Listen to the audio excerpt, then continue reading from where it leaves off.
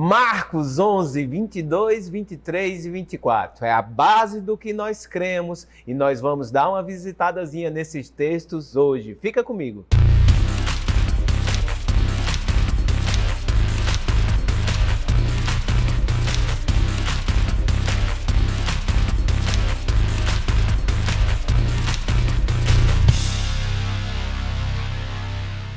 Graça e paz, seja muito bem-vindo a mais um Boletim da Fé. É sempre uma honra e prazer estar junto com você nessa jornada sobre as Escrituras e aquilo que Deus conquistou para nós na cruz em Cristo Jesus. A Bíblia sempre nos orienta e ela nos aconselha a estar revendo aquilo que é base na nossa vida. E nós temos como um base ou fundamento um texto muito precioso que está em Marcos 11, no capítulo 22, 23 e 24. Abra sua Bíblia, se prepara para viajar, mas você diz, pastor, mas esse texto não é tão conhecido, ou talvez eu cite ele de cor, é preciso eu ficar lendo ele de novo. A gente sempre aproveita as oportunidades para estar fazendo uma revisão daqueles nossos conceitos. Antes de você abrir lá, eu queria ver uns textos com você. Deixa marcado aí Marcos 11 e vamos passear no texto da Bíblia só para a gente fundamentar o que a gente vai fazer hoje. 1 Tessalonicenses, capítulo 3, no verso 10, Paulo diz assim que ele orava de dia e de noite, com o máximo empenho para vos ver pessoalmente e reparar as deficiências da vossa fé. Às vezes a gente tem algumas coisas, alguns textos em nosso coração que são base para nós, bases para a nossa fé, para aquilo que nós estamos crendo. Mas volta e meia você precisa retornar a esses textos para que o Espírito Santo possa tratar você a respeito desses textos. E outra, para que outras pessoas ministrando possam ministrar de novo a respeito desse texto, mesmo que seja um texto que você conheça muito, mesmo que seja algo que você já esteja até decorado e saiba recitar de cor. É bom você escutar ensinamentos a esse respeito, tanto do Espírito Santo, quanto dos seus líderes, dos pastores, dos ministros de quem você se alimenta, a respeito dessas palavras, porque existem algumas coisas que podem ser perdidas se você deixar apenas na memória. Você precisa trazê-la de volta para o seu coração mediante o ensino da palavra, porque em Romanos, no capítulo 10, no verso 17, diz que a fé vem pela pregação, em algumas versões pelo ouvir. Mas eu gosto desse termo, a pregação e pregação da palavra de Deus, porque não é só você escutar uma vez e deixar para lá. A palavra no original passa uma ideia de permanecer ouvindo, permanecer sendo ensinado a respeito da palavra de Deus. Então tem textos bíblicos que sempre tem algo a ensinar você. Sempre a palavra de Deus vai ter algo novo para ser tirado ou extraído dela. Em Filipenses diz assim, no capítulo 3, no verso 1, quanto mais, irmãos meus, alegrai-vos no Senhor.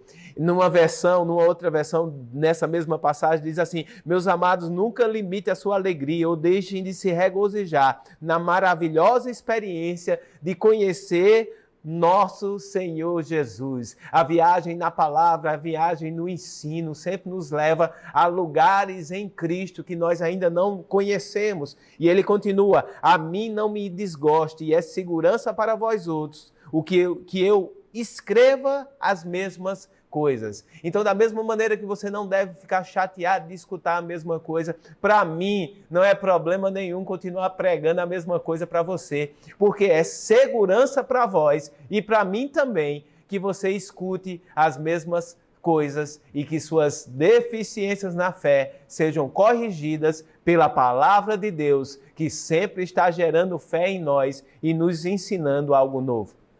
Volta lá, tira o seu dedinho de Marcos 11 e vamos começar a ler do 22 até o 24. Marcos 11, 22 diz assim, ao que Jesus lhes disse, tende fé em Deus. Verso 23, porque em verdade vos afirmo que se alguém disser a esse monte, ergue-te e lança-te no mar, e não duvidar no seu coração, mas crê que se fará o que diz, assim será com ele. Por isso, verso 24, vos digo que tudo quanto em oração pedirdes, crede que recebestes e será assim convosco. Eu gosto dos 3 versículos que, para mim, eles são complementares. Eles entram dentro de um contexto de complemento. O verso 22, ele fala, olha, se identifique com Deus, se identifique com a natureza de fé que está em Deus. Por que essa identificação? Como eu me identifico com Deus? Como é que isso funciona, pastor?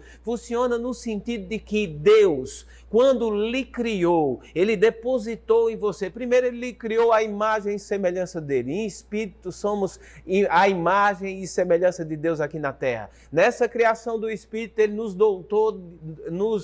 deu a autoridade sobre essa terra. E quando ele vai, no capítulo 2 de Gênesis, no verso 7, quando ele vai demonstrar a formação do nosso corpo, ele diz que ele sopra nas nossas narinas o fôlego de vida. A única coisa que foi criada, o único ser que foi criado, que tem relato bíblico de receber o fôlego de Deus, é o homem. E nesse fôlego está a capacitação divina de a gente ter aquilo que Deus tem. A mesma fé que ele tem, porque o sopro dele está em nós. Você não consegue falar sem sopro. E o seu sopro, ele pode ser humano, natural, mas também ele pode ser divino, de acordo com o que Deus colocou no seu coração. Então a Bíblia diz, olha, gere esse senso de identidade com a mesma fé que Deus tem. Como ele faz, você é capacitado por ele a fazer igual. Fazer o quê? Crer com o coração e confessar com sua boca. Esse confessar é chamar a existência. No verso 23, ele diz, porque em verdade vos digo.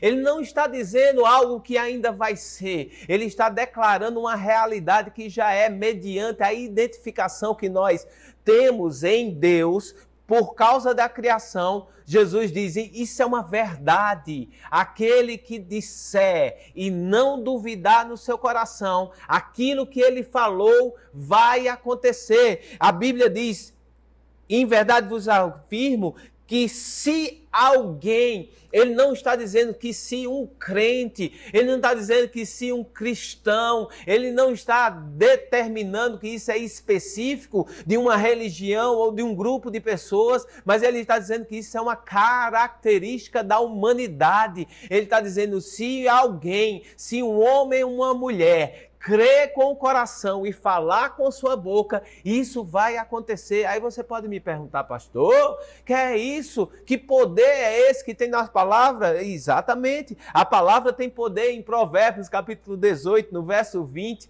ele reitera aquilo que Jesus falou. Ele diz, do fruto da boca o coração se farta. No verso 20, diz, do fruto da boca o coração se farta. Do que produzem os lábios se satisfaz. Verso 21, a morte e a vida estão no poder de Deus. Não, meu irmão, no poder da língua. O que bem a utiliza comerá do seu fruto.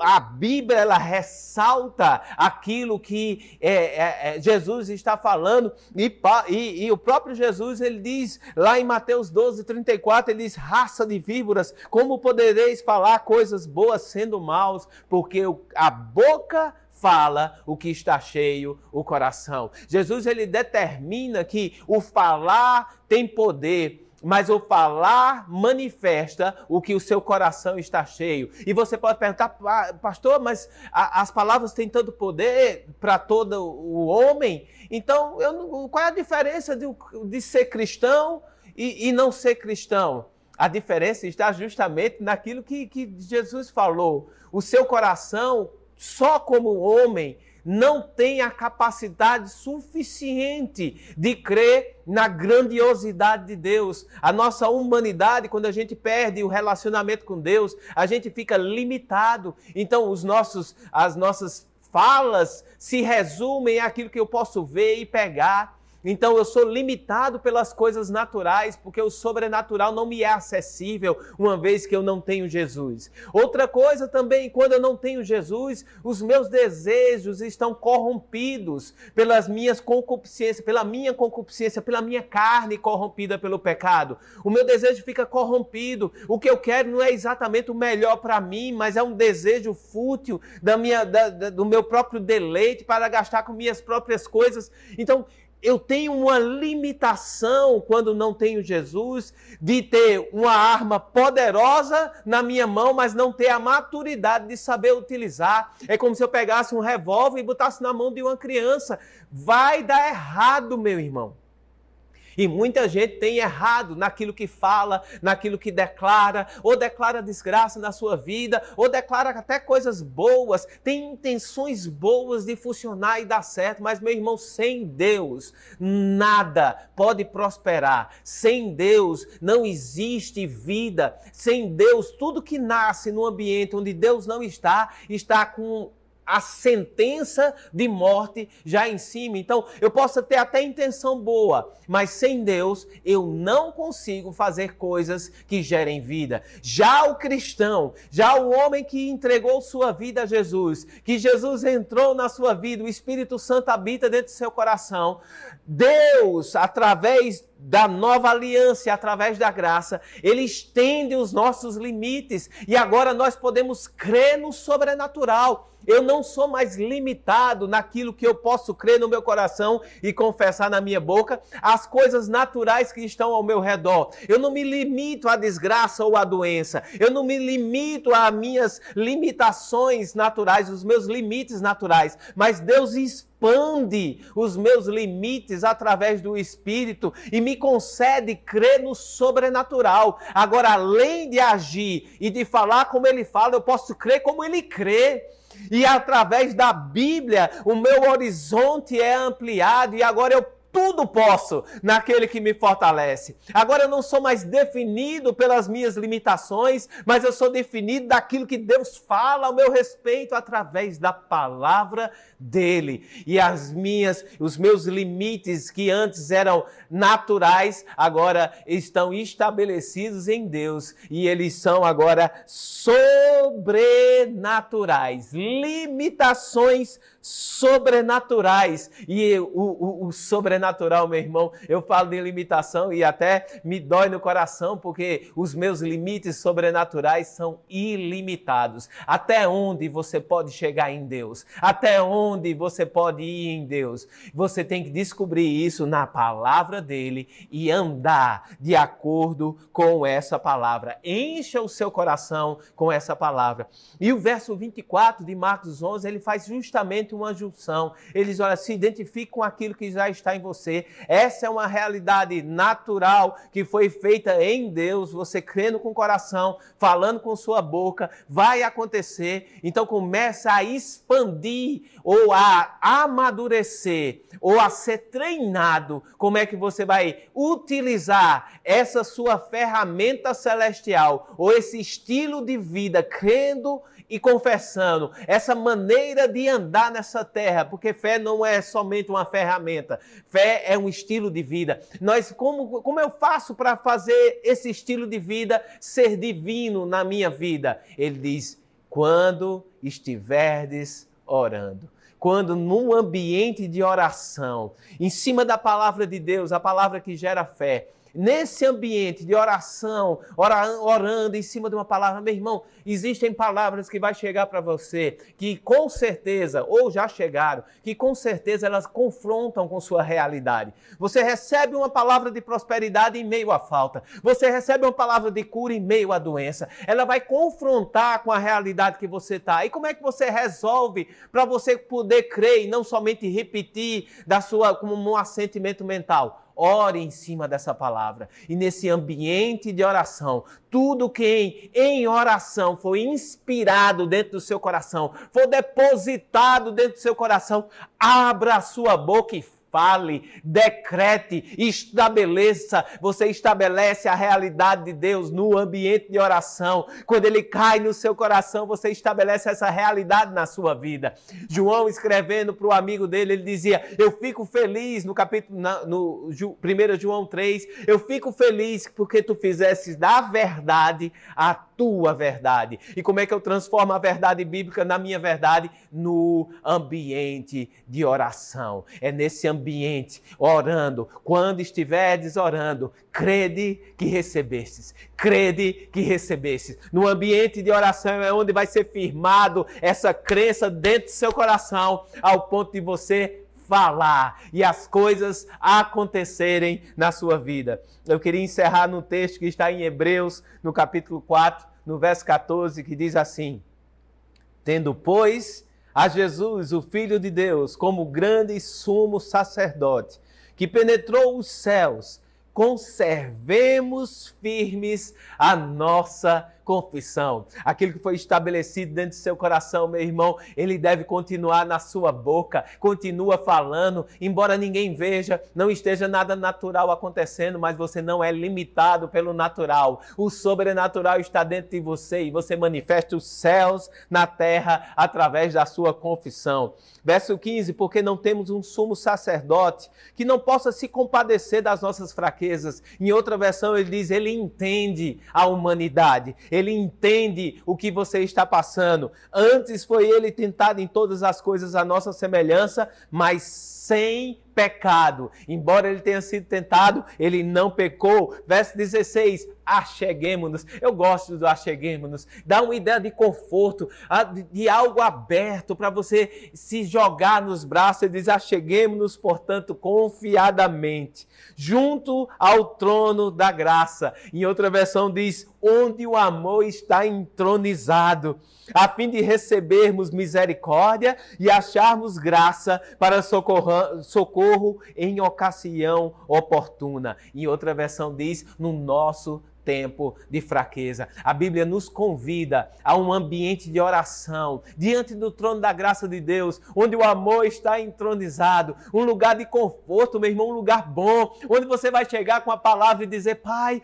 essa palavra chegou para mim, eu não estou vendo acontecer, mas eu creio que ela é verdade, eu creio que a tua palavra é a verdade, eu estou aqui para receber a graça necessária, a misericórdia necessária, para que essa palavra seja verdade na minha vida, e Deus vai depositar essa confiança, a capacidade dele em você, para que você possa extrair dessa palavra aquilo que você precisa para a sua vida.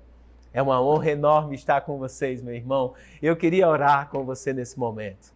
Senhor Deus e Pai, nós te agradecemos pela tua palavra e pela tua verdade.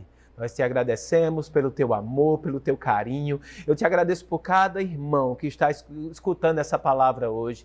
Eu creio em liberações divinas na vida dele. Eu creio que um convite foi lançado nessa manhã para que num ambiente de oração, a palavra que foi entregue para ele seja depositada no coração, ao ponto deles falarem e falarem e falarem, mantendo firme a confissão deles, até que te damos graças no nome de Jesus. Amém e amém.